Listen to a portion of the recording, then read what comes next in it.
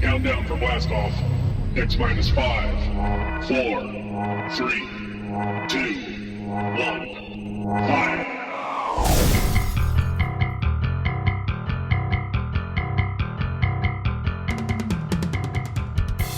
Welcome to Lord Blood-Rah's nerve-wracking theater.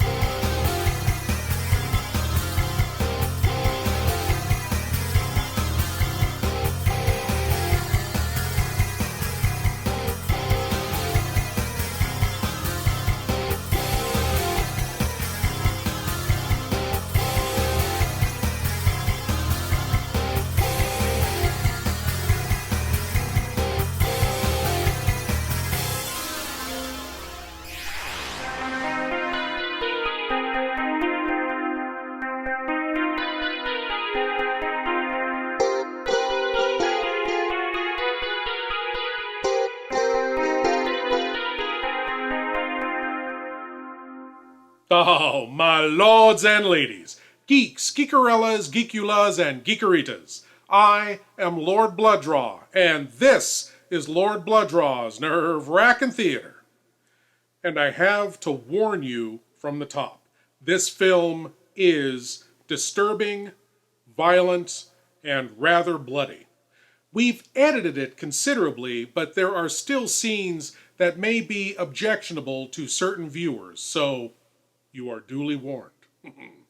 Tonight, we have a gruesome tale of the deranged and the deadly. From 1973, it's Don't Look in the Basement. This film is loosely, and I mean very loosely, based on the Edgar Allan Poe tale, The System of Dr. Tar and Professor Feather. Whereas the Poe short story was darkly comedic, this film, well, you'll see for yourself, but I've warned you. Here is Don't Look in the Basement.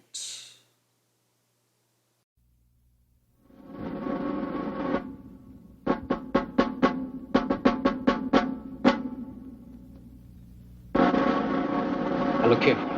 I just heard them, Sam. It's gotta be them, Sam. It's almost 1930 hours. They would have left an hour ago. I think that's them. Hear them, Sam, real low.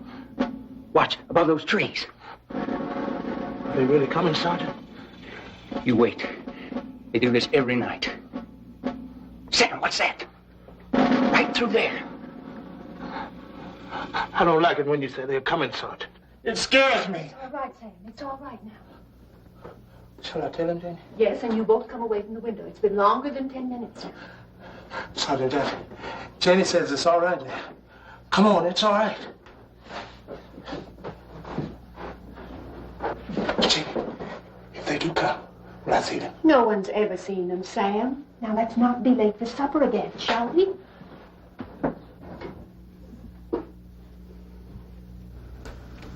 Baby, baby, baby. Supper's in a few minutes, Harriet. You'll have to leave your baby here. You know the rules in the dining room. Later you can come back to her when you finish. Don't touch my baby. Don't you ever touch my baby again. All right, Harriet, I won't touch your baby. You better not. You know what will happen to you. I'll kill you. I swear to God, I'll kill you.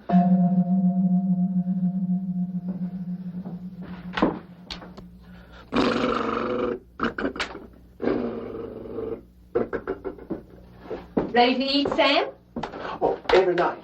Dr. Stevens makes me eat the soup. I bet you don't know how many kinds of soup I've eaten, Janie. Come on, guess. I don't know, Sam. Oh, Janie, when can we put my boat in the water? Sam, there's something I've got to tell you. We've been friends for a long time now. But I'm going to have to leave now. I'm going to have to say goodbye. Goodbye? That means you're going to leave me, Janie? We can't play with the boat? I'm sorry. Oh, I miss you, Sam. But I just can't take this any longer. Oh, I know you don't understand. When you're ready, come eat your supper. I'll be in to join you later on. Right now, I have to go and talk to Dr. Stevens.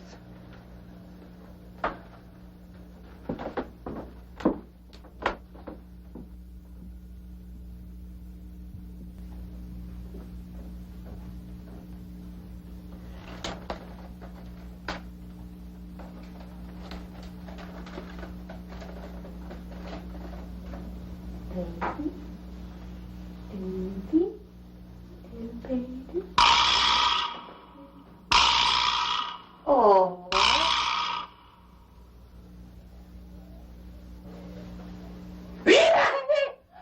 You. I want all of you. Leave me alone. Daddy, get out. Don't touch my baby. I'll kill you if you... Get away from my baby. I'll kill you. I'll kill you. I'll kill you. Daddy, get out of me. My baby. He's taking my baby. Now use the axe, Judge. Listen to me, Judge. Use the axe, Judge. Go ahead, Judge. Use the axe. Use it. Again, Judge. Once more again. Strike out. Harder, Judge. Strike it. Strike it. Dr. Stevens, I must speak to you. Yes? What is it, Jane? He's doing very well tonight. Can you sense how each stroke reaches down, freeing some part of his conflict? Perhaps that's the cell or two of the unconscious brain, yet he's reaching it. Reach for it, Judge. Dr. Stevens. Yes. Doctor, I've come to a decision about all this. I just can't take it any longer. Harriet threatened me again tonight. I'm leaving. When you said you had someone else coming out tonight, someone to help. I can't accept that decision, Janie. You're a professional. I won't allow you to do it. Put it down, Judge. Put it down, Judge. Put it down. Judge! Judge! Judge! Put it down, Judge. Put it down, Judge! Put it down! That's right.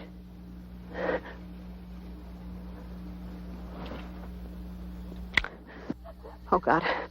Oh, how did this happen? I don't know. Oh, get out of here. Judge. Judge. We're not going to do anything foolish. Get the axe, Sam. Very quietly, we're going to walk to the house. Come on, Judge. Don't look at Dr. Stevens. I'm going to help you. Come on, quietly. Quietly, calmly. That's right. Into the house. I'm coming with you. That's right, Judge. Sam, put the axe down on the ground.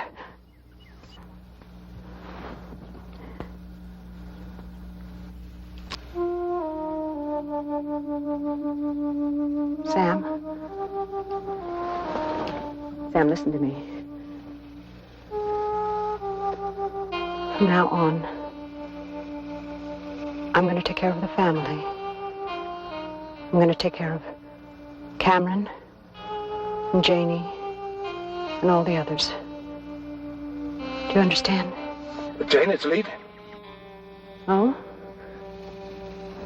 All right, listen to me. I'll be back in a few minutes to tell you what to do with Dr. Stevens. Do you understand me? I'm coming, Judge. That's right, quietly, calmly.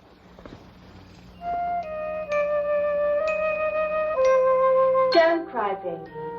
Don't cry. I'll get your bottle.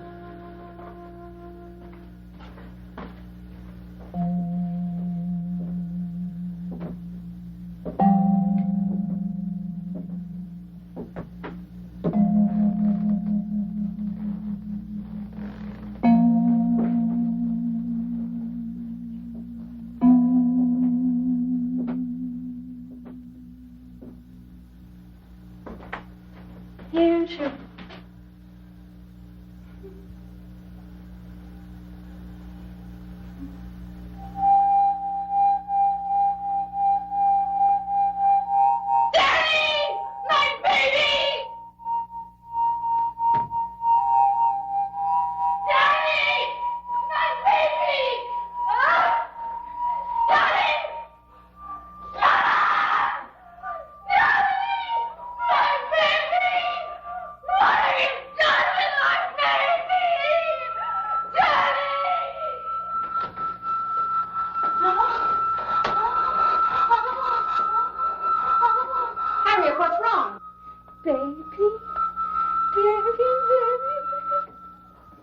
Harriet, what's wrong? What have you done to my baby child? Nothing. You took my baby. No, you took that child away from me. No, you took my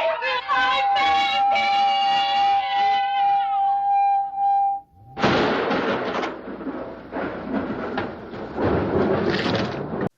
Wow. 2 murders already, and we haven't even seen the opening credits yet.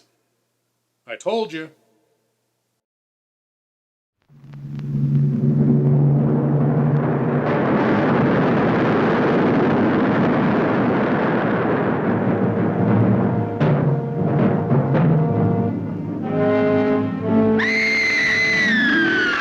Why do you suppose there were no reports about this thing until 1946? What could have happened then to start the stories?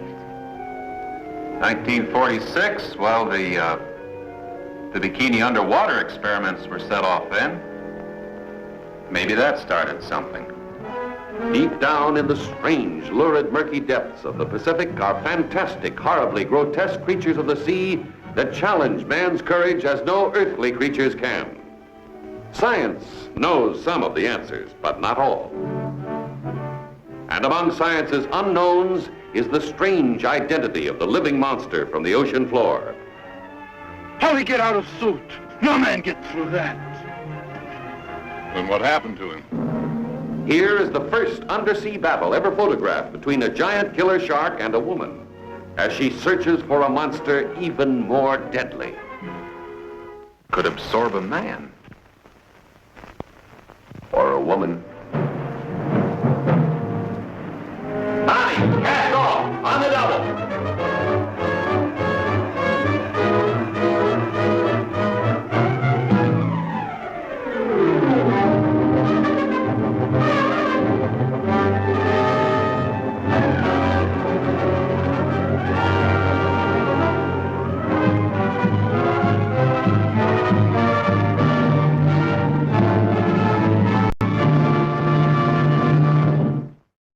As we return to Don't Look in the Basement, if you're keeping score at home, the body count stands at 2 just 10 minutes into the film. You know, I have to check, but I think that's gotta be some kind of record.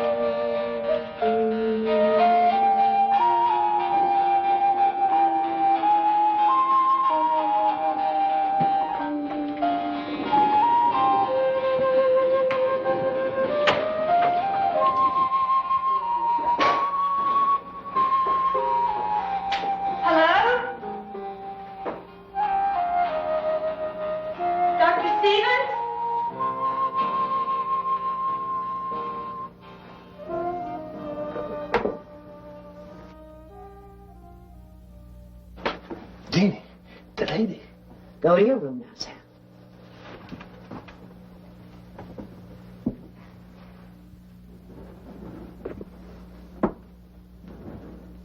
Have you been standing there long? Why, no. In fact, I just this minute came in. I didn't see it. I'm Dr. Masters, Geraldine Masters. Am I expecting you? Well, perhaps Dr. Stevens hasn't mentioned my coming. Oh, I'm sorry. I'm Charlotte Beale, RA in psychiatric therapy. Beale? Yes, I'm to get settled in tonight. I'm starting with Dr. Stevens first thing in the morning. Well, perhaps you'd better go into my office. This way.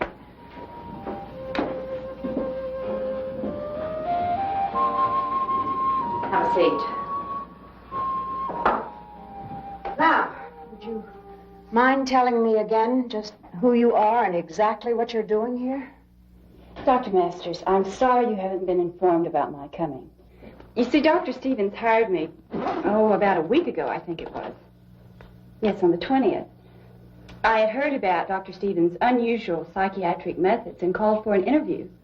He liked my training and background and said he was terribly short on qualified help and asked if I would start this next week, which is today. Now, just wait a minute, Miss Beale. First of all, I was not informed about your coming here. And secondly, I feel sure that Dr. Stevens would have brought this up with me if he'd reached a decision about you. Dr. Masters, certainly there can't be a mistake.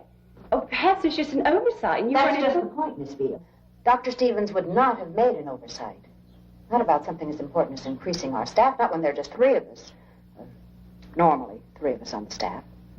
You know, perhaps I really should go in to see the doctor. He's expecting Miss me. Beale, I have something very unpleasant to tell you. We've had a tragedy here. We've lost Dr. Stevens. He was viciously attacked by one of the patients, and he died shortly afterwards. So you can see this is just not the time to discuss any of this. Well, surely you can understand how his death has greatly changed things. And naturally, I've taken over in his place. But since I wasn't informed about your coming here, I feel no need to keep any minor commitment that he may have made. Well, certainly not now. You see, I'm changing some administrative objectives, and what Dr. Stevens had in mind may not be exactly what I'm planning. Well, not now. I just can't believe Dr. Stevens is dead. We have to accept that, Miss Beale. I just don't believe you could be of any help right now. Dr. Masters, I gave up a perfectly good job to come here. They wanted me to stay, but I left. What place are you talking about? Green Park General Hospital. I was supervisor of the psychiatric I'm not ward. questioning your qualifications. Did Dr. Stevens talk with your supervisor about your leaving? Oh, I'm sure he did.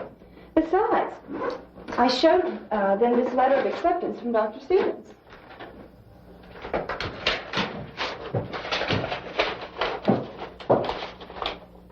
Then they knew about your coming here, then? Why, yes.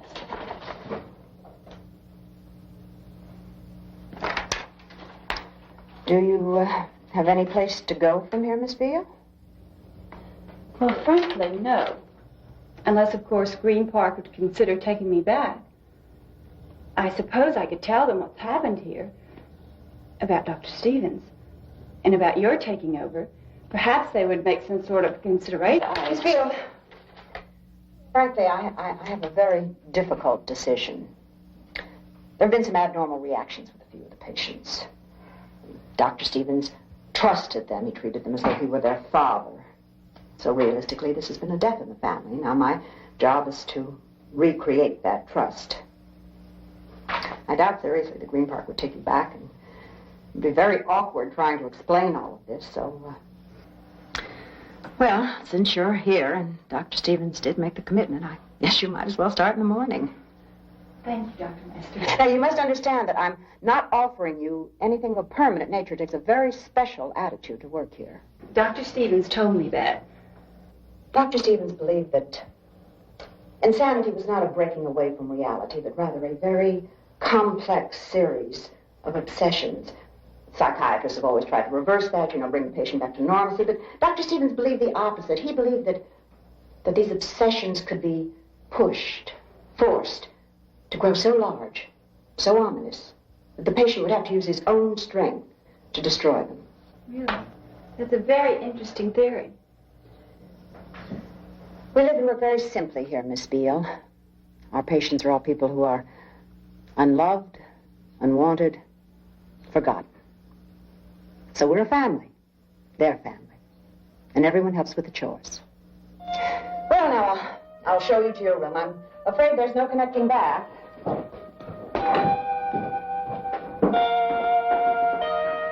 I'll take it.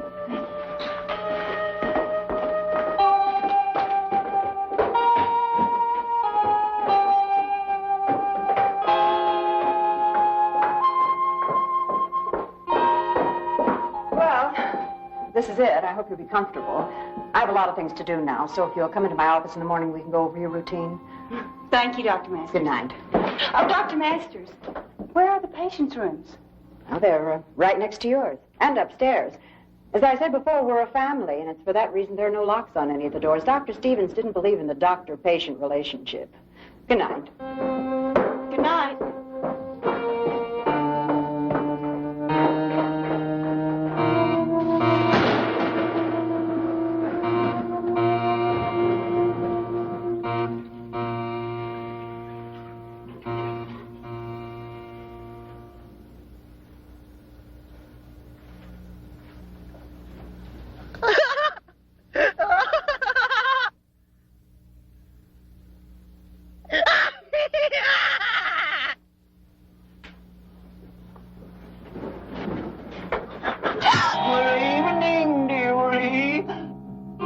You never should go rushing around like this alone.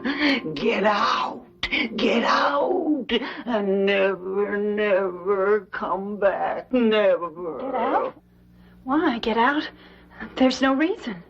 Oh, there's plenty of reason. My name is Charlotte. What's yours?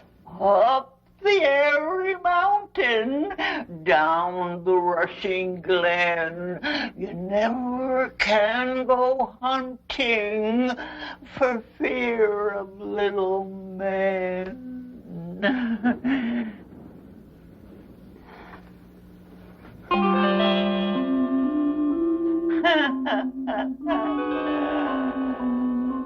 And so Charlotte returned to her room, packed up her stuff, and got out. A rare, wise decision for this type of film. And I've seen a lot of these kind of films, so take it from me. Oh wow, we still have 90 minutes to go. So I guess she stays? Oh, this can't end well.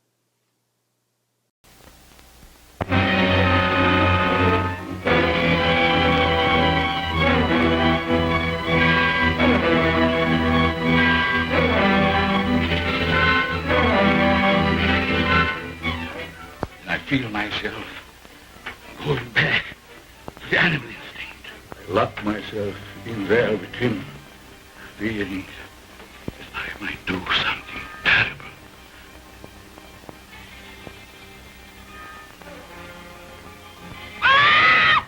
Billy! Billy!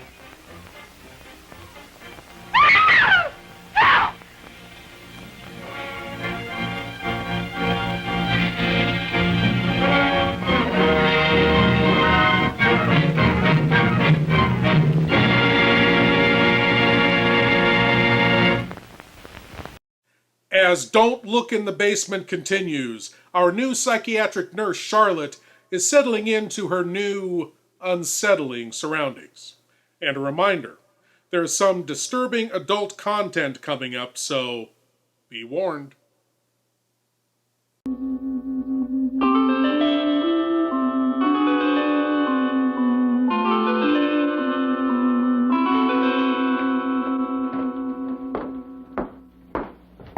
Harriet.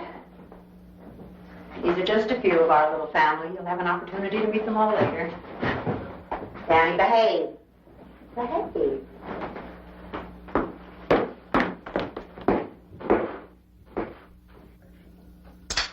Oh, it's true. Dr. Stevens tells me what he wants. Sam. He's very sad this morning. Why is he sad, Sam? Because everything's changed now. Like that Miss Charlotte. And there's some others. My baby's very sleepy. Very sleepy. Charlotte's name is Miss Beale. That's what you're supposed to call her. Dr. Stevens calls her Miss Charlotte. He's very worried this morning. Oh, hush it up, Sam. Leave us alone. That's Danny.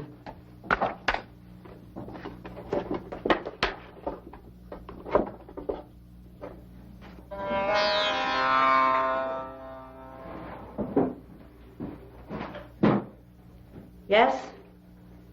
The guard is posted, sir. Jennifer? Yes. The prisoner is secure, sir. Thank you, Sergeant. That was Sam's friend, Jaffe. Yes, we call him Sergeant. Difficult case. War. He was or is a real sergeant. His platoon was lost in combat because of something he did. His prisoner, as he calls her, is Jennifer Downey. I want you to watch her very carefully. Spend some time with her. Several times she's attempted to escape. Escape? In the sergeant's jargon, to break confinement. Sam, I've told you not to interrupt me when I'm busy. But Deanie, what you want me to do Sam, with it? I'll talk to you about it later. Go on now. Go on. And that's Sam. Sam is a lovable child. He's been a patient of Dr. Stevens for several years, and Dr. Stevens operated on him 4 years ago. Dr. Stevens allowed me to assist him in that operation. Drilling through the frontal lobe left Sam harmless, but with the mentality of an 8-year-old. That was the last lobotomy Dr. Stevens ever did. And it was because of that operation that Dr. Stevens turned from surgery to his obsession development theory. Tell me about Allison King. Allison? Let's see. Allison has had a very unfortunate past. She was very close to her father, and he died. She was 13. Then her mother remarried a man that Allison absolutely cherished, and he left. And that was the beginning of the pattern. Allison tried to love other men, and they were cruel to her, and they left her, and she almost gave up.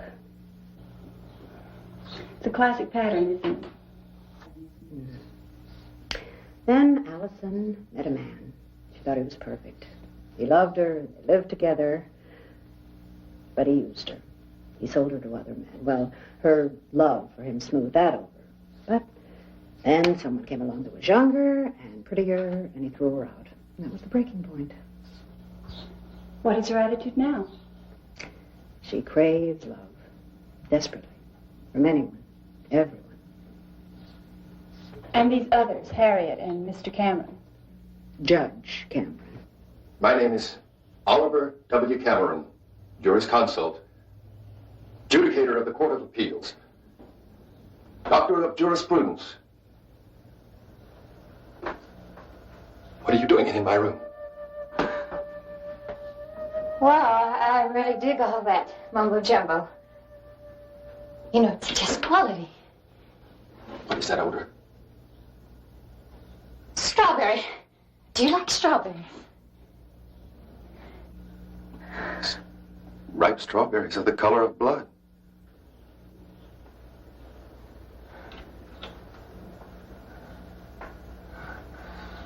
Taste me. Please. Taste me. I can be anything you want. To be carnally minded is death. Come on. I do taste like strawberries. You're obscene. I'm warm and I'm loving. I'm loving. I'm passionate. Men love me. There's not a man anywhere who doesn't really love my body and soul. Slut! You freak. You don't want to be touched because you're so damn pure. You phony freak, your trembling look at you. Your heart fought, but you can't reach out. You can't reach out, you can't love, you can't make it, but I can! Rejection can be a very painful experience. Well, I'll tell you about the others later, but right now I'd like for you to start with Mrs. Callingham. Oh, yes, Mrs. Callingham is the one who occasionally hallucinates. Oh, yes, she has a number of interesting worlds. Why don't you take her for a walk? She likes the flowers. She sometimes believes they're her children. It's pleasant here, don't you think, Mrs. Callingham? Do you get out often? It's you who need to get out. Yes, I remember. You were going to tell me why. Oh, up the airy mountain, down the rushing glen, we cannot go hunting because of little men. Oh, Bobby, Ellen, Lester.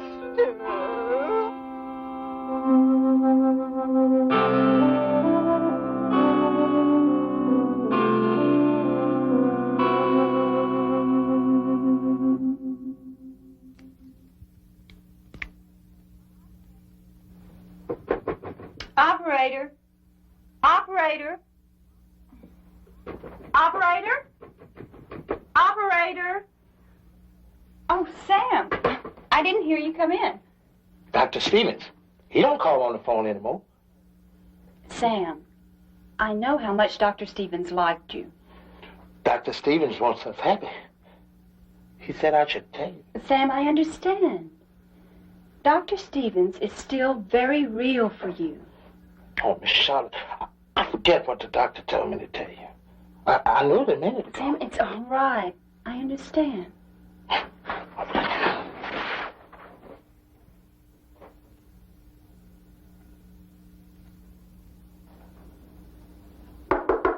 Come in. Sorry to bother you when you're busy. Well, that's all right. Have a chair. It's about my phone. Well, patients seem to be accepting you. That's important. I suppose you've noticed that it's the little things that count most with them, especially Danny, and of course Sam. You're very fond of Sam, aren't you? Yes, very. Dr. Stevens was very close to him, too. Sam's lost his intelligence, but he has very deep feelings, perhaps deeper than ours. Oh, Dr. Masters, Oh, don't be alarmed. This is Jennifer. Occasionally she becomes very withdrawn, and naturally I like her to be with me when that happens. Is she beyond help? Beyond help? To say that means that we've given up, and we never give up. No one's beyond us. We're always getting closer. Yes, of course. Please don't misunderstand. No, I understand. Well, it's time to be getting them to bed. I promised Sam that I'd read to him. Would you mind seeing to the others? No, of course not. Dr. Masters, I hope you'll forgive my statement about Jennifer. I simply meant that It's just that you're not quite used to our little family yet, Miss Field. One day you'll be as close to them as brothers and sisters. Good night. Good night. Dr. Masters, before I forget, I wanted to tell you that my phone is not working. Was wondering if you're having the same trouble. Oh. Well, that occasionally happens. I'll try to take care of it. Good night. Good night. Get out! Get out! And never, never come back. Do you get out often? It's you who need to get out. You know, I can't be sure, and this is just a hunch, but I think Mrs. Collingham is trying to tell her something. Dance, baby, dance, come and dance with me. Hear the beat of the pounding sea. Ride, baby, ride, come and ride with me. Let your feet go easy. What do you make of this? Where does the other end go? It dumps into the ocean. It looks exactly like the South American Fantigua fish. I hope you can take one alive, Sheriff. I still believe that a human clawed that girl to death. The Beach Girls and the Monster, starring John Hall, Sue Casey, and the glamorous Watusi dancing girls from Hollywood's famed Whiskey A Go-Go nightclub. Music by Frank Sinatra Jr. You got a monster in the surf. Chicks, do you have a problem? You won't have after you meet the monster on the beach. If you see this ghoul, play it cool. Beauties in bikinis, laughing, singing, surfing, sinning. Beach party lovers making hey hey in the moonlight while the monster waits and watches. Yeah. This one will kill you.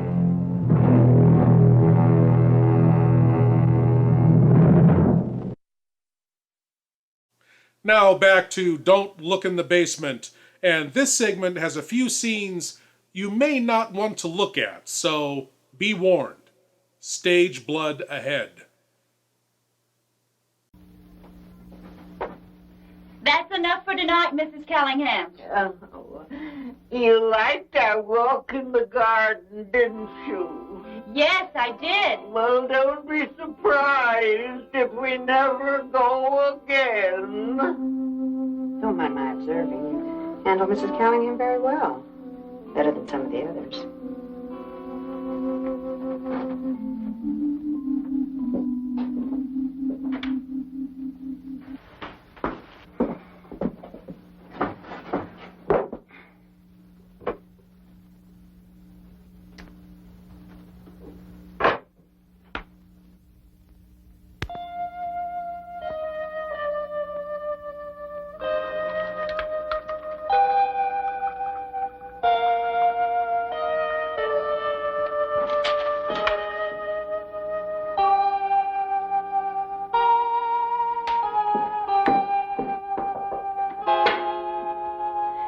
morning, Jennifer.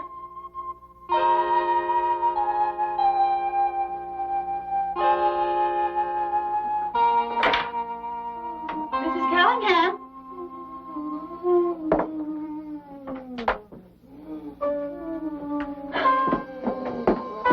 My God, what's happened? Mrs. Callingham. Your son's been cut out. Take it easy. Here, drink this. No. Look, you've got to understand that ours is a family of persons who know very few limits. Even the limits of physical pain. When Mrs. Callingham did this to herself, she was probably beyond the threshold of physical feeling. My greatest concern about her is the blood that she's lost. She's very weak. I don't hold up very well, do I? I'm sorry. It's just the thought of our all being asleep. She was probably hallucinating. Self-infliction of pain, self-disfigurement, sometimes that indicates that the patient has transcended the body. Oh, what would Dr. Stevens have done in a case such as this? Exactly as I'm doing, calling as little attention to it as possible. Now, she's received treatment. Now she has to accept what she's done. For the time being, I wouldn't discuss this with any of the others. Dr. Masters, aren't you ever afraid? I'm always afraid.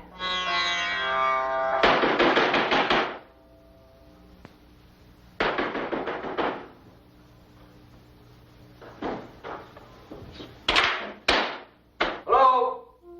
Anybody here? Hello?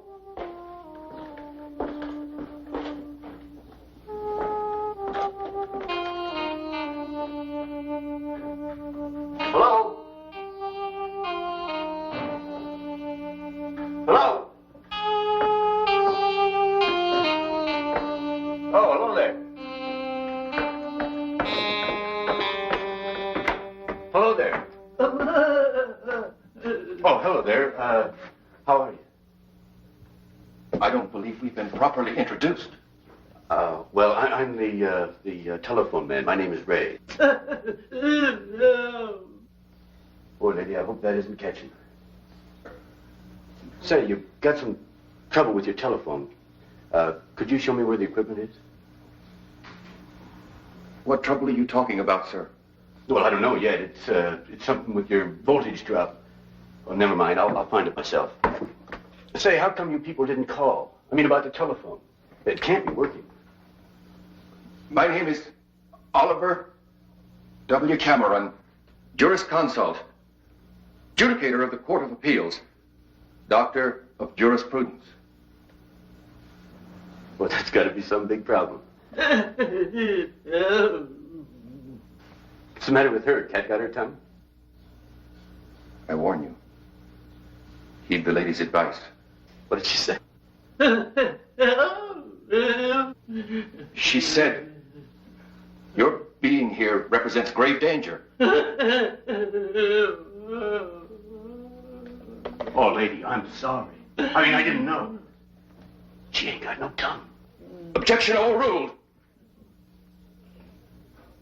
That is immaterial, irrelevant, and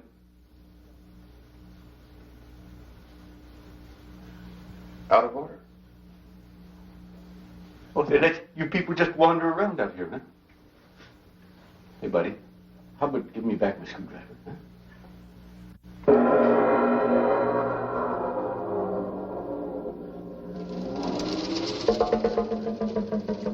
I will conduct you to my chambers. No, that's quite all right. Look, here's what we'll do.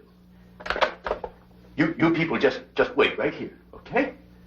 And I'll go and find the equipment, all right? And if I'm not back in 3 minutes, why, you people can go and hide, okay? That's an awful virus you got there, lady.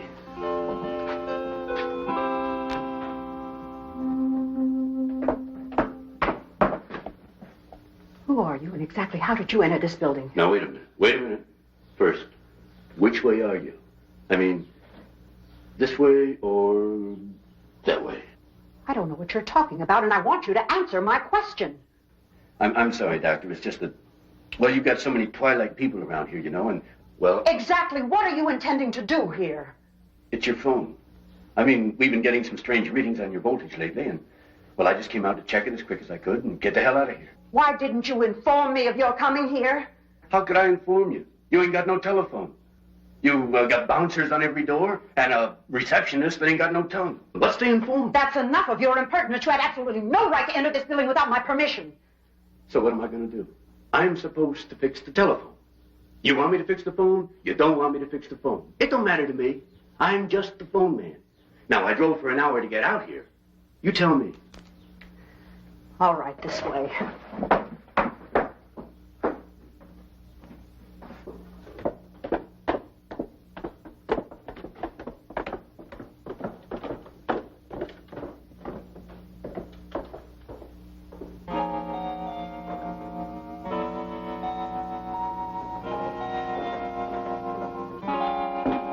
Tell you what, I'll finish this up as quick as I can, and I won't be bothering you again, ever. The wiring's in this closet. Please don't leave the area. I'll be back in a few minutes to escort you out of the building. And under no circumstances are you to have anything more to do with any of the patients. Now, is that understood? Whatever you say, Doc. I'm just trying to help. You know what I mean?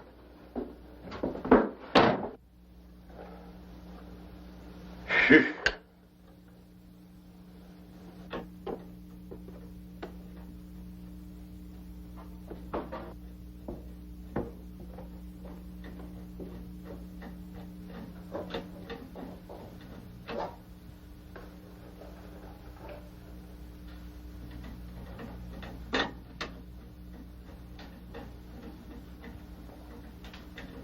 Hi.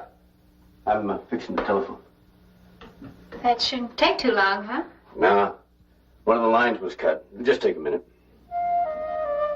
You do understand me, don't you?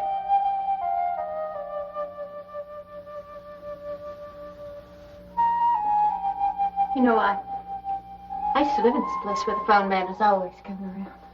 Oh, yeah? That bad, huh? That good. I thought you meant that you had a lot of phone trouble.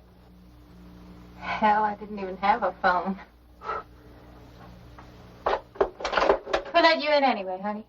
I don't know her name. The doctor, I guess. She let you in? Yes, sort of. She is the boss, isn't she?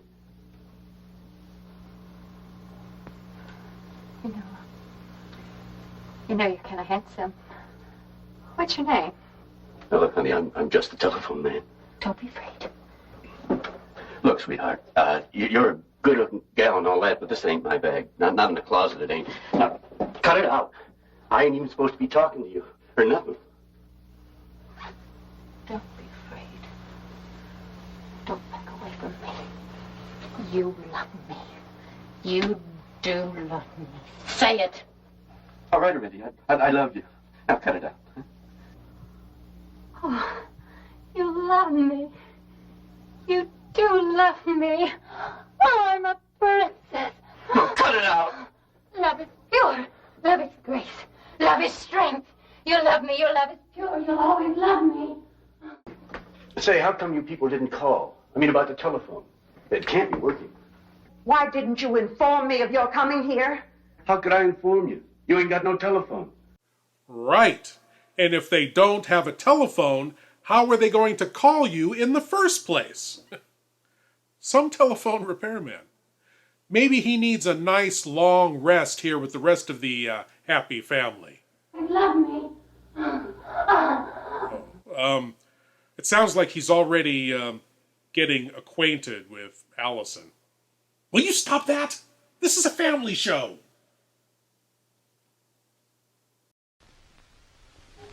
Larry!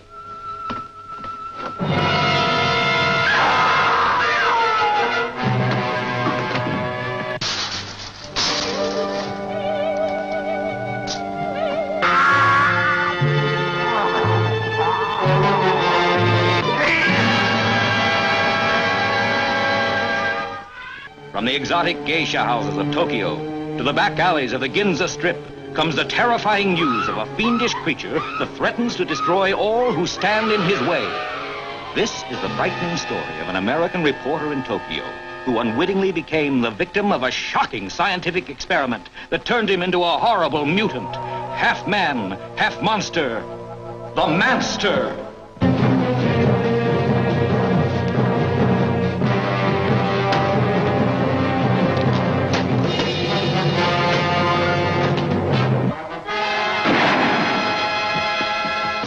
What happened? He got away. I think I know where he's going, to Taras. Follow me. Right. There's panic in the streets as the unheard of terror of a half man, half monster runs wild through the city. There he goes! Don't miss The Manster, a genuine thriller in the most frightening sense of the word.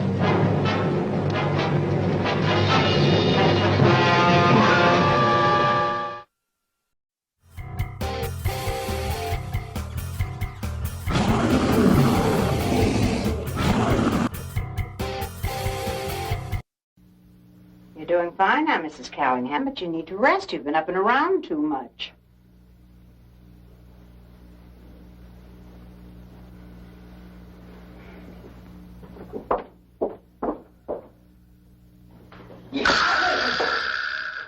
Give me that watch, Danny! You hurt me! She's fooling! I'm sorry, Danny. I'm sorry. You shouldn't have scared me. You won't tell on me, will you, Danny? You won't tell on me, will you? You won't tell on me, will you, Danny?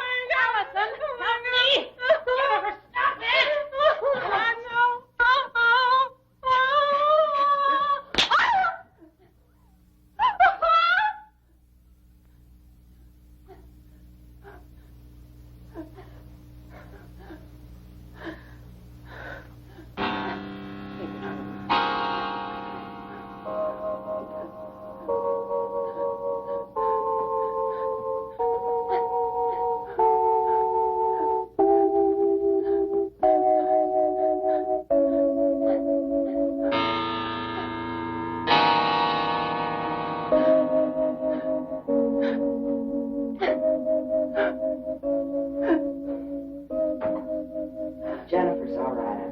I don't know what happened. Why did she do it, Doctor? I thought you said Jennifer was withdrawn. Withdrawal is an acute reaction to a real condition. Dr. Masters, perhaps I shouldn't come here at all.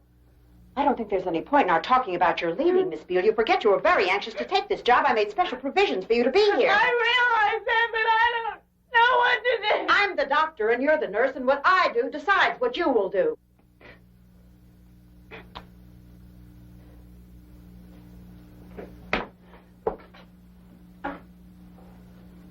I'm all right now.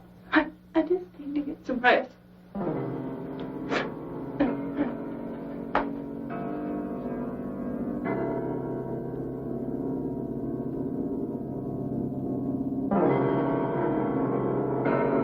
Many a carcass they left to be carrion, many a livid one, many a sallow skin, left for the white-tailed eagle to tear it, and left for the horny-nibbed raven to rend it, and gave to the garbaging warhole to gorge it, and that gray beast, the wolf of the weald. Some night soon. The doctor's going to help you, Judge Cameron. Gibberish. The doctor will help you. Masters has nothing to give me. I ain't talking about Deanie. I doubt that you know what it is you are talking about.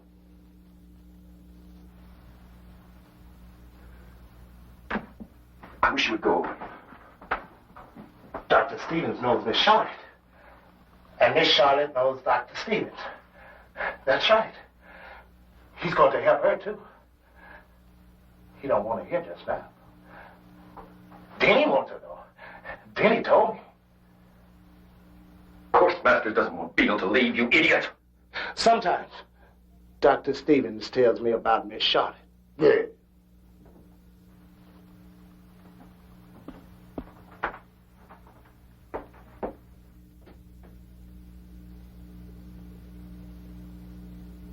I killed Dr. Stevens with my axe. Sam! Sam!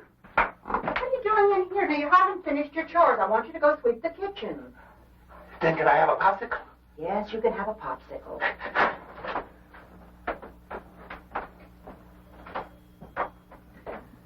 Oh, Sam's beautiful, isn't he, Judge? No past, no future, only the present. For him, Dr. Stevens will always be in the present.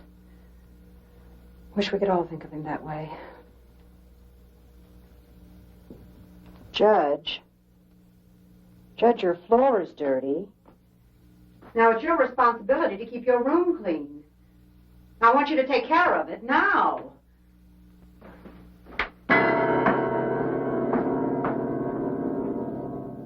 You had a real baby once, didn't you, honey? This is my baby. Geez, I feel sorry for you. You really think that's a real baby? Baby? Yeah. Now get off, you moron!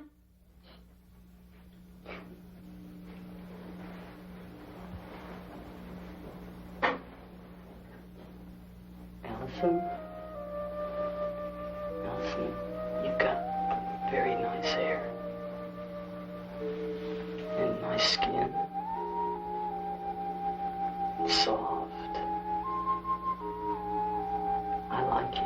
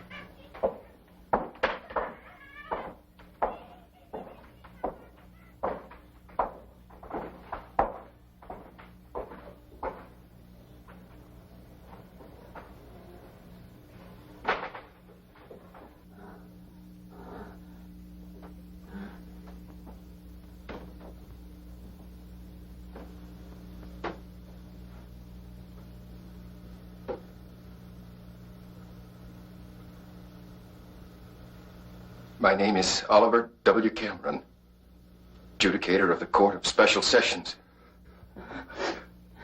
Please examine the evidence. Judge, can you be a man to me? My name is Oliver W. I'm asking you. My name Judge, is... please, love me. I need somebody to love me. Don't touch me!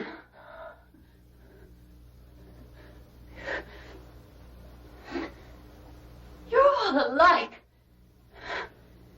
Danny, Jeffy, I love you. Hammerheads! And you, trying to be so high and mighty. Get out. Get out!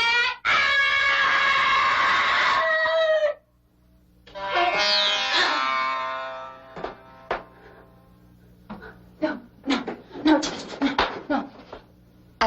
need you to help me. About something else, I mean. I know you can get a secret. Judge, I got me a man. Yeah, I was with him yesterday. Right here. Oh, he's sweet with beautiful limbs. I think maybe he's gone. I think maybe he's looking for me and he can't find me. He's the most beautiful man anywhere. And he loves me. You always did have an eye for such things. Judge, he wants me. Please, help me find him. Naturally, I must weigh this new evidence very carefully. Oh, Judge, please.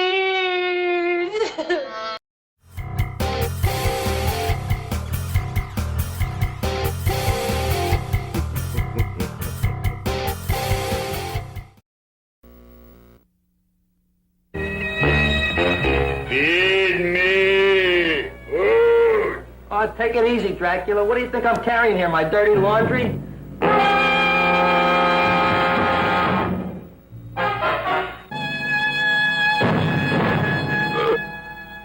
Where a man-eating, talking plant gives homicide something to think about. I didn't do it.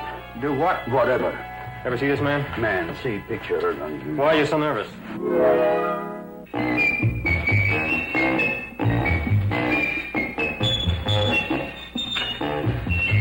Oh, boy, you kiss good, Audrey.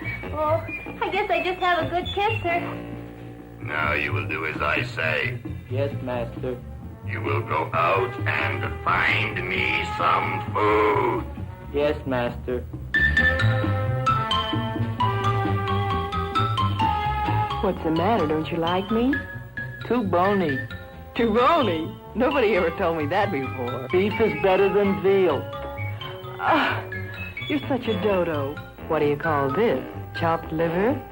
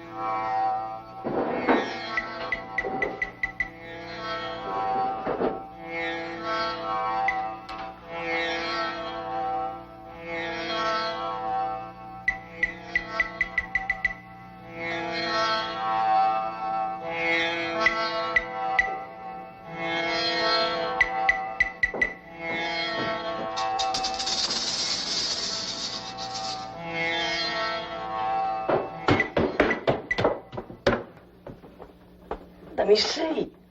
Move it. There's nothing there. You're crazy. Get out! Get out!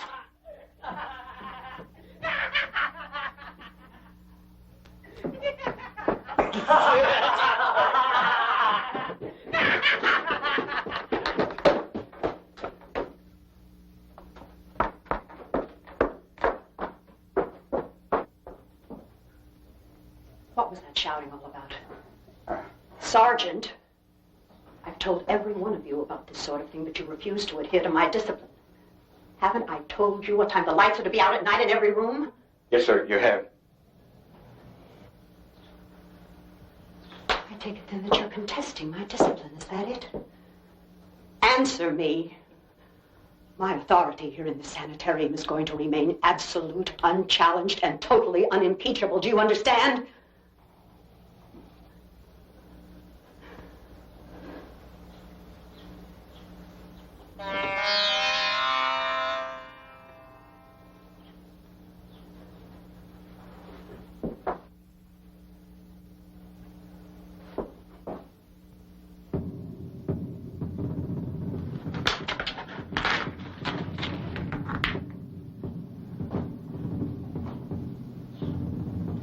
Hold out your hand.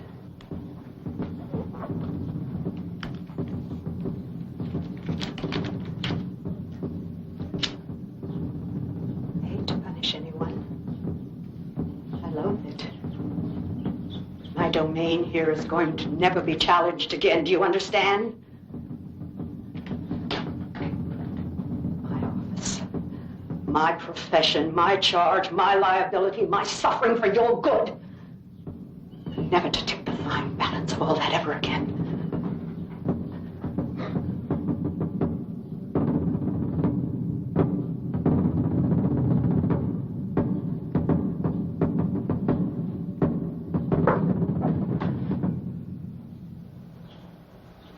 Good night, Sergeant.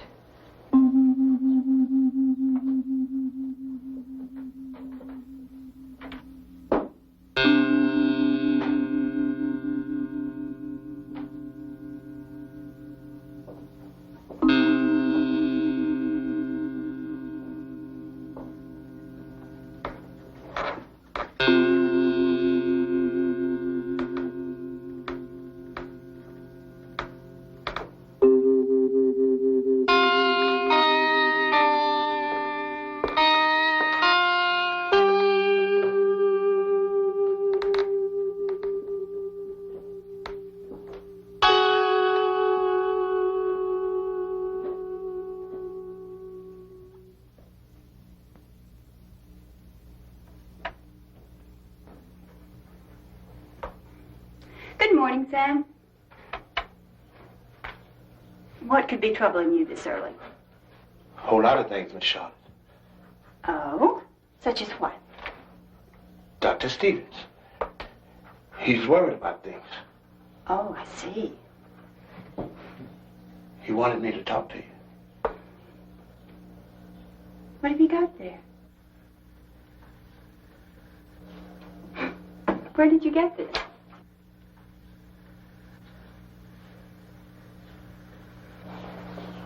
Who gave you this, Sam? He said you'd know. You'd understand. He wants to help you, Miss Charlotte. Who wants to help me? What are you talking about? The doctor. Oh, Dr. Stevens, I suppose. Well, thank you very much, Sam. But I think we should talk less foolishly about all this. I'm the only one who could tell you, Miss Charlotte. Dr. Stevens is going to help you if you take the watch.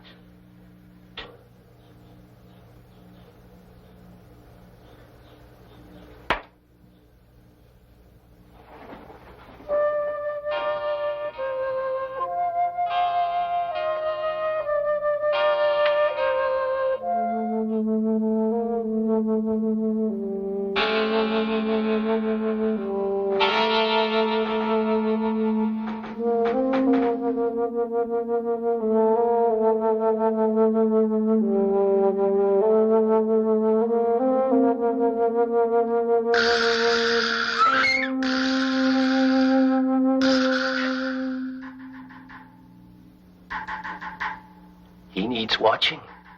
I'm sure you know. We can be sure there will be other times for other things. Unlike your friend Danny, I choose only perfect moments.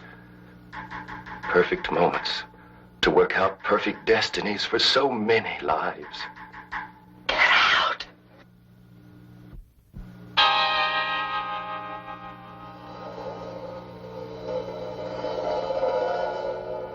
I believe there will be a more perfect time.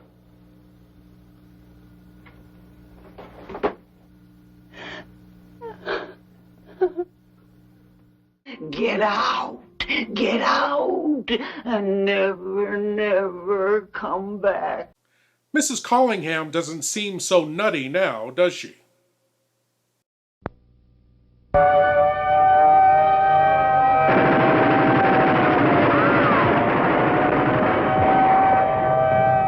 Why'd you set up the brake? Because I can use you.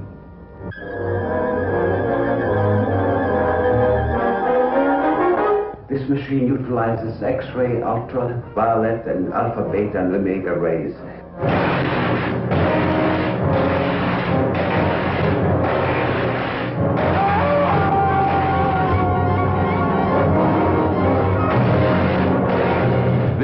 man is a killer. Mad with dreams of fantastic power. We're conducting experiments requiring fissionable materials. That's atom bomb stuff. The government has that locked up tighter than Fort Knox. You work for us faithfully, or you'll be turned over to the authorities. I understand there's a reward of $5,000 on your head. No money is safe. No man is safe. Nothing stops the amazing transparent man. Into army-guarded secret government vaults he goes, stealing confidential nuclear material, holding in his unseen hands the key to world power. But the amazing transparent man wants first vengeance. If I choke you hard enough, you'll bring me back.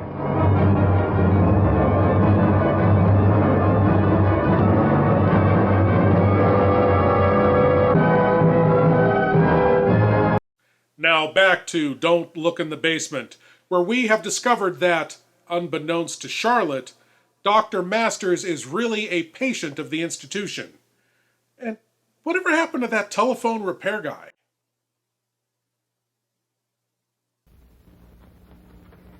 Two vials of lithium carbonate and 1 vial of Vactyl. You sure they're missing? Very sure. They were taken from a new container. Oh, this is really quite serious. Have you checked all the rooms? Just about, except for Danny's and Jennifer's. But you have checked Cameron's and Jackie's room. I checked those first. Well, I'll have to go over all this personally. Thank you.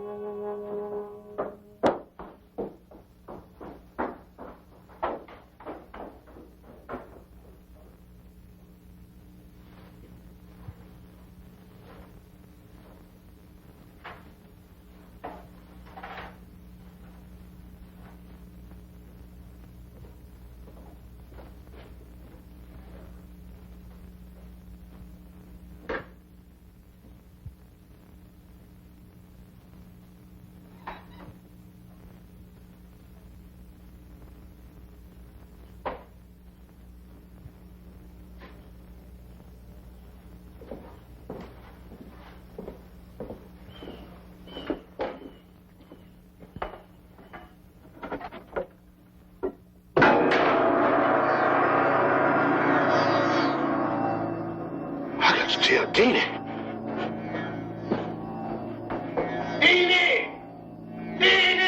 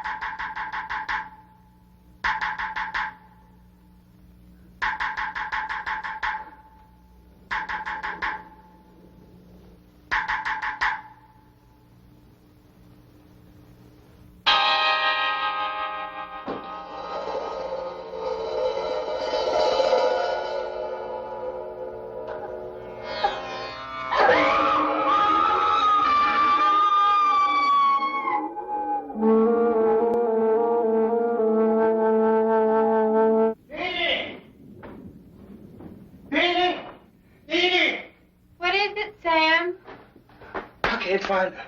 I can't find her anywhere. I gotta find her. What is it? What do you want with her? I gotta show her. Down where I got the popsicle. What is it? What's down there? Come on, I'll show you. Sam, I don't have time to play right now. I'm busy. Come on, I'll show you. Come on, she ain't here. I'm gonna show you. Sam, what is it? Come on. Are you just putting me on? Oh, there he is.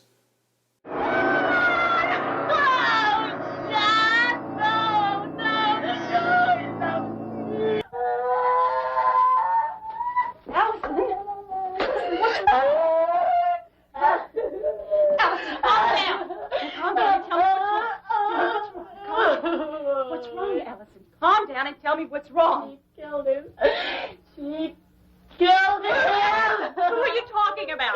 Who? He loved me. He told me that he loved me, and she killed him because he loved me. Oh, Masters killed him because he loved me, Charlotte. She's a murdering, crucified man, insane maniac. She's insane, Charlotte. She's insane. She's no doctor. She's just like the rest of us here, and she killed him. You didn't know that, did you? She's a patient of Dr. Stevens. She's a schizophrenic just like me. She can't control her emotions any more than I can. Where is Dr. Masters now? Charlotte. Yes, I remember you told me he was. Oh, Charlotte, you've got to believe me. All these things have been happening ever since you came here. Masters did it. She got out Mrs. Gallagher's tongue. And she killed my man. Masters did it. How do you know? She's a patient like me. Dr. Stevens' patient. She pretended to be a doctor. He let her play, and she was pretending when you came, and you believed her, Charlotte. That's not true, Allison. Oh, yes, it is true. Why do you think she wouldn't let you leave? Why do you think she wouldn't let anybody in? Anybody who threatens to expose her, Charlotte, she'll kill him. How do you know? Charlotte, she'll kill anybody that threatens to expose her, and she'll kill you. Okay.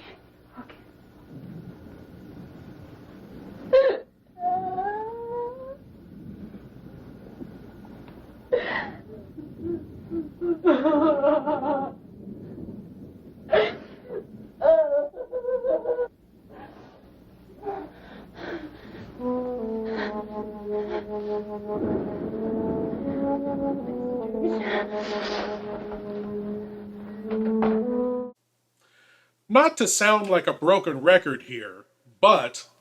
Get out! Get out! And never, never come back.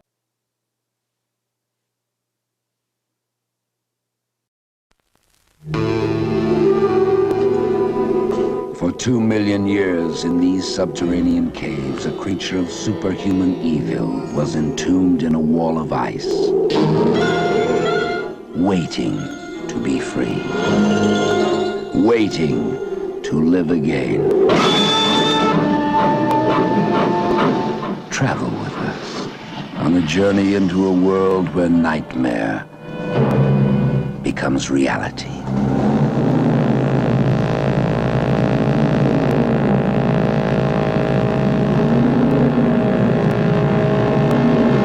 Are you telling me that an ape that lived 2 million years ago got onto that crate, killed the baggage man and put him in there? Yes, I am. It's alive. It must be. Travel with us, if you dare, on the Horror Express.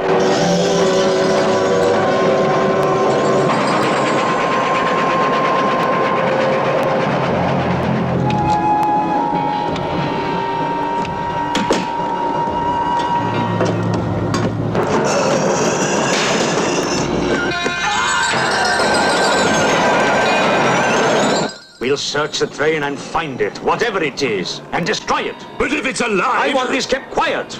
I don't want to panic the passengers.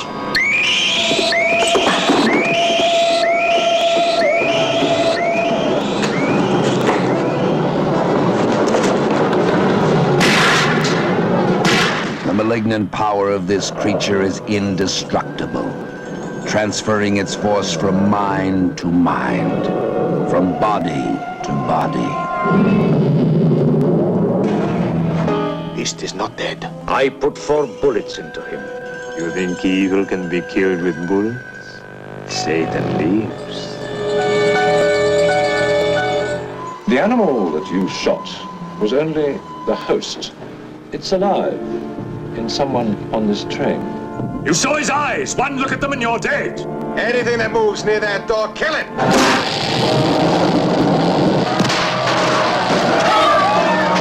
Run. Run for your life. Hide, but you can't escape. No one can stop the fury and the terror of the Horror Express.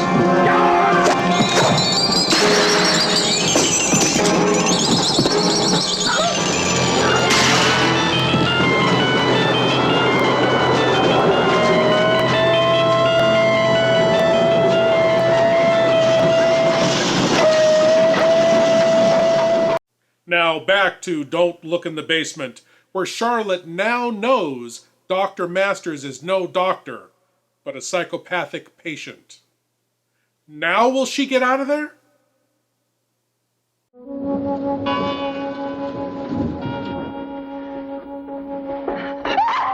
Mrs. Callingham, why do you creep around like that?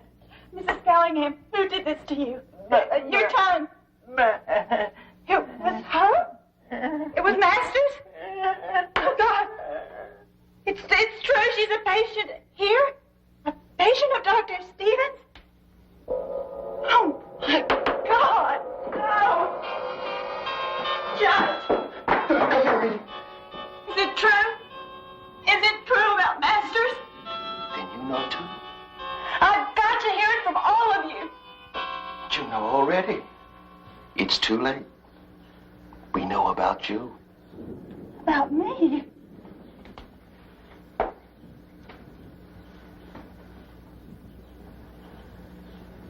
We've been informed about you. The verdict is unanimous. You too are a patient, my dear. No! That's not true! I've got to get out of here. Oh, now you've got to get out of here.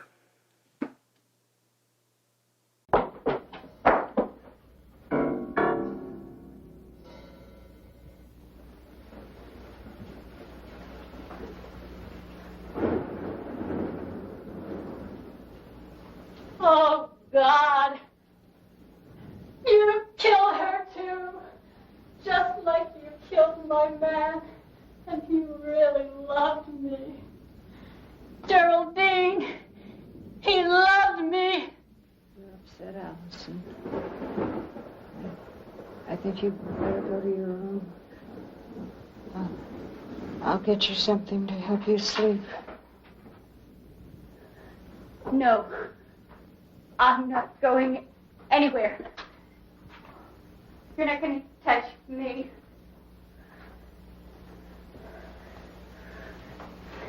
We know all about that sleep. Your little doctor bit's over. Yeah, that's right.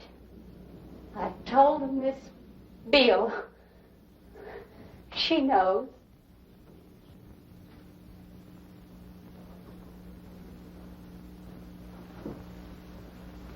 What does she know? Does she know how I worked? How I trained? To be the best? And I could have been. Except for one insignificant life. My mistake.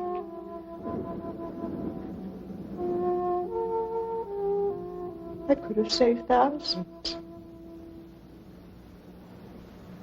And I will. I'll help everyone. I'll help you, Allison. Hold out your arm. And you told me she was a patient, too. Give me your arm. Don't you touch me with that. No!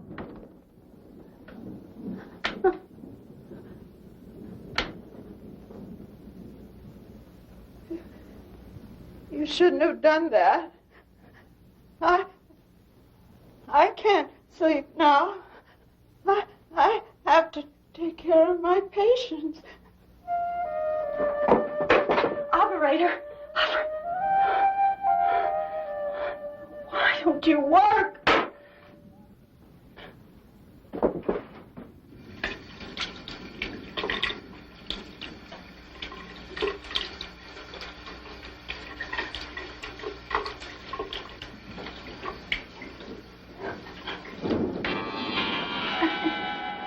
It's no use. I can't find a way out. Everything's all right now. Don't worry. Oh, my God. It's all right. What's happening? I told you. You don't have to worry about her anymore. What have you done to her? Don't worry about it. I've taken care of everything. Ellison, you've got to tell me. Doesn't really matter anymore, you know. I'm going away. You're going away? What are you talking about? He's taking me away. He still loves me, you know. He told me so.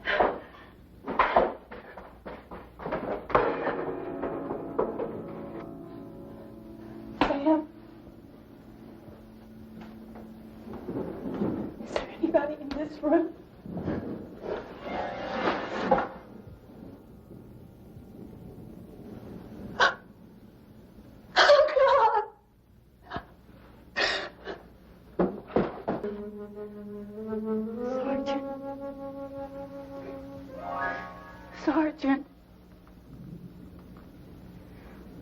Thank God it's here. Sergeant Javich, 2,300 hours. He'll be coming soon. Sergeant, do you know what's happening quiet. here? I have my orders. Sergeant. They're an attic. This building. Or an outside door. We've got to get out of here. They'll be coming soon. Go to your post.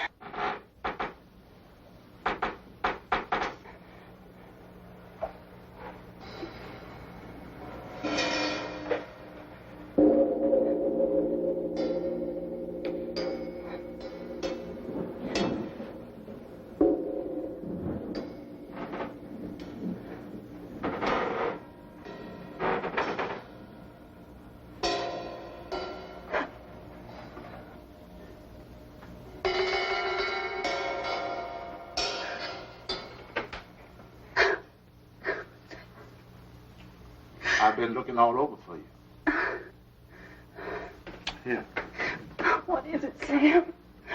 Dr. Stevens said you should read it. What? Take it, Miss Charlotte.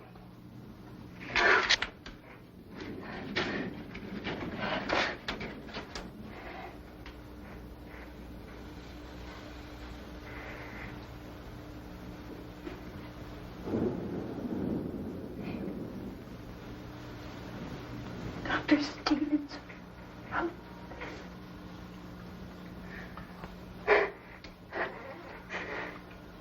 Dr. Stevens is alive? Oh. How could you know that? Sam? A Assume the position and open your minds wide.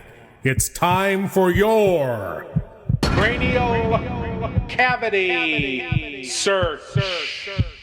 Yes, my lords and ladies, the cranial cavity search. Here's a chance for all you great geeks out there to prove your geek cred by showing what you know. And tonight's cranial cavity search question is: your monstrous ugliness breeds monstrous hatred. Good. I can use your hate. Bela Lugosi uttered that line in which Universal horror film? Your monstrous ugliness breeds monstrous hate. Good. I can use your hate. Was it A, The Raven, B, The Son of Frankenstein, C, The Black Cat, or D, The Invisible Man? Your monstrous ugliness breeds monstrous hatred. Good. I can use your hate. Which movie was that line from? We'll find out after these monstrous messages.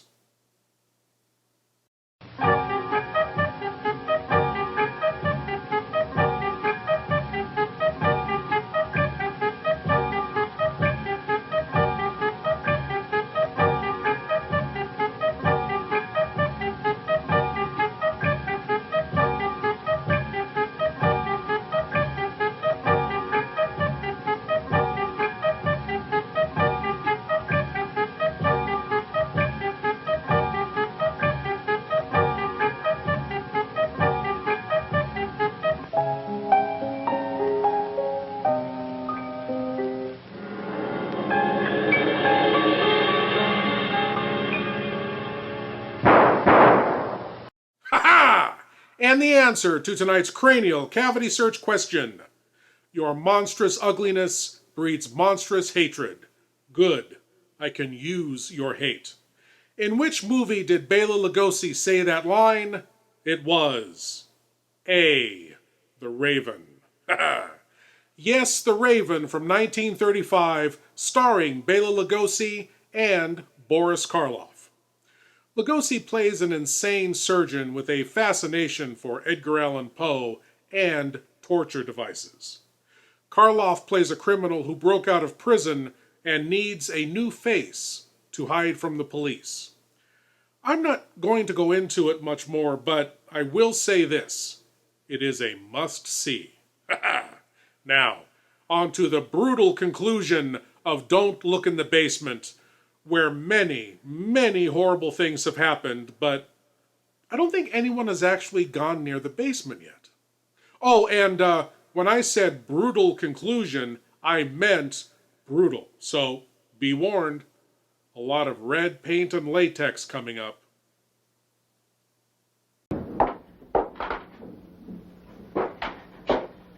Where is she? Who? The patient. Miss Beale. She's got to get out of here. Oh, no. No, she's sick. I've got to help her. I've got to find her. It's too late. The trial has been held. The verdict is guilty. Who are you to make a decision? I'm in charge. I'm the doctor here. The court has made a decision. You are no longer in charge.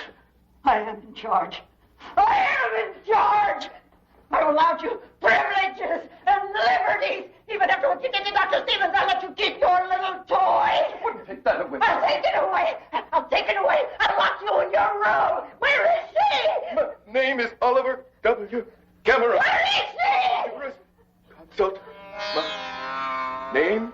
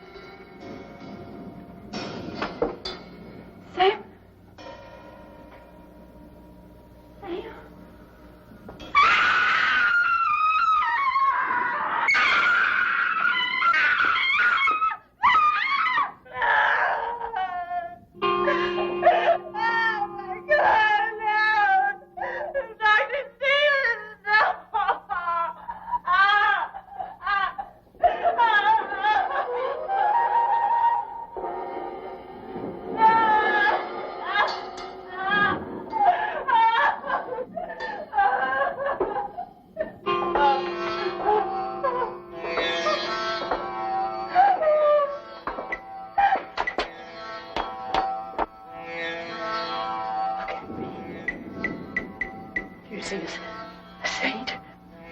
Yours the incurable. Supreme authority! Only faithful live here. Only you honors me. Faith before a saint! Dee, is she bad? She's sick. She's ill. Take her upstairs.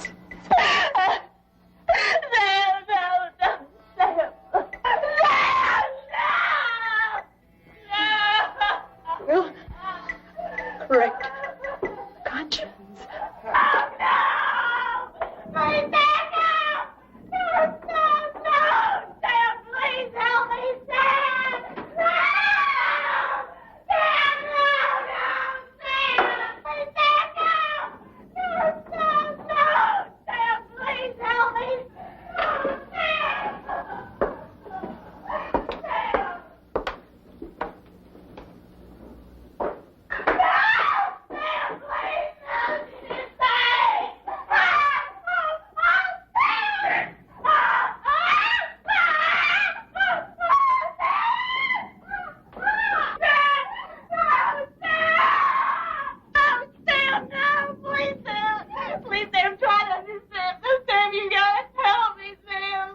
Tina's coming back. Sam, Dina, you're insane. She's very sick, Sam. She's gonna kill me. She's gonna kill you. Sam, Dina doesn't love you anymore. She's gonna kill you. You took my boat. You killed Dr. Stevens. You're bad. No, Sam, no. No, Sam, no.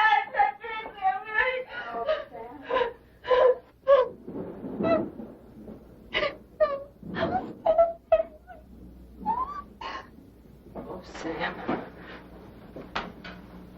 Sam, she's so sick. So sick.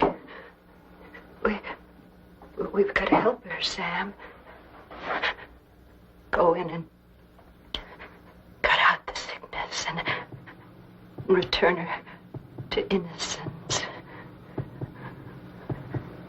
Like you.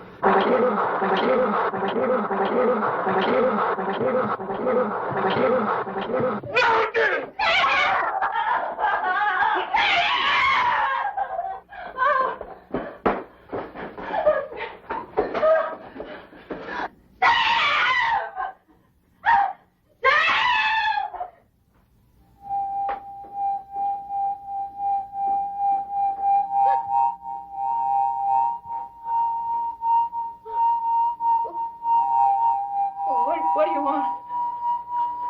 What are you doing? I'm in charge here. I'm in charge here. And I tell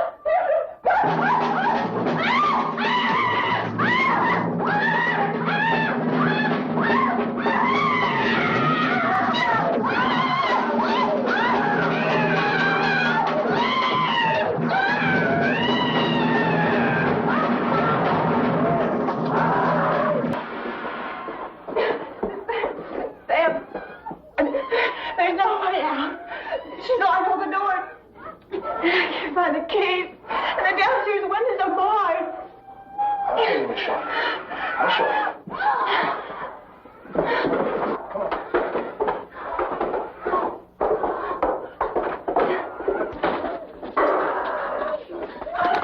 Sam, come on. Come on, Sam, we're free. Sam, come on. Sam.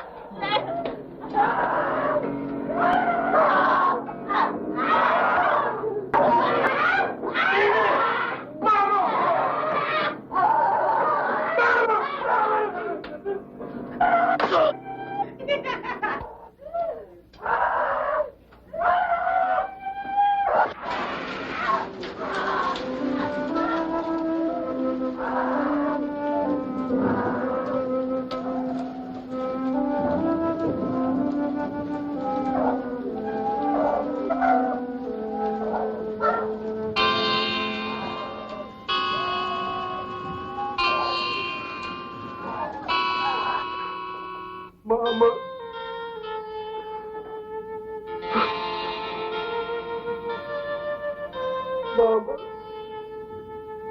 Mama.